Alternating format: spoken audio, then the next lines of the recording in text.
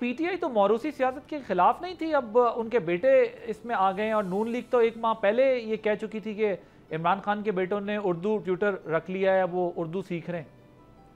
अच्छा, मैं वैसे आइन और कानून की कौन सी दफात है? ये तो एहतजाज के लिए क्या कुछ मरूसियत नहीं काम आ सकती? तारीखी तौर पर है, नुसरत भुट्टो साहिबा, मोहतरमा बेनज़ीर भुट्टो साहिबा, कलसूम नवाज साहिबा, ये रिकॉर्ड की चीजें हैं, कोई नहीं।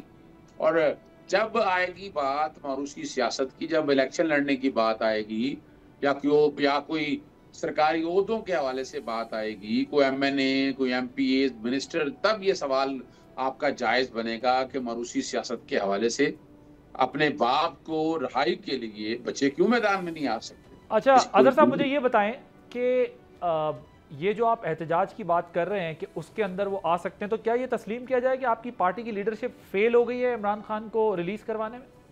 सवाल ये नहीं है। क्या जब कुलसूम साहब बाहर निकली थी, नहीं सर, वो तो रिवायती पार्टियां ना, वो तो मौरूसी पार्टियां, उनमें बीवियां, बेटियां, बहनें निकलती रहती है ना। सर मेरी गुजारिश सुन लेना, मैं अभी पीएमएलएन नहीं डिस्कस कर रहा सर, पीटीआई डिस्कस कर रहा हूं। मुझे ये बताएं कि क्या आपकी पार्टी फेल हो गई है एहतजाज मोबिलाइज करने में? आपकी लीडरशिप, चेयरमैन बैरिस्टर गौहर के अंडर बैनर, या आपकी तमाम पार्लिमानी पार्टी या सियासी ग्रुप फेल हो गया जिसकी वजह से उनके बरतानिया से बेटे आके उनका दिफा करने जा रहे हैं? नहीं, सवाल ये नहीं है ना जी। मेरा सवाल मरूसी सियासत, देखिए ना, मरूसी सियासत, जब मरूसी सियासत वहां आती है कि जहां पर आप यानी सदर खुद बन जाए पार्टी का, ठीक है जी, और जनरल सेक्रेटरी आप बन जाए। नहीं सर, नहीं, ये मौरूसियत की ट्रांसलेशन नहीं, ये मौरूसियत की ट्रांसलेशन नहीं है सर। मौरूसियत की ट्रांसलेशन ये है कि सियासत में आपकी जमात हो और आपकी भाई बहन बेटा उस जमात में ओहदेदार हों या जिम्मेदारियां हों।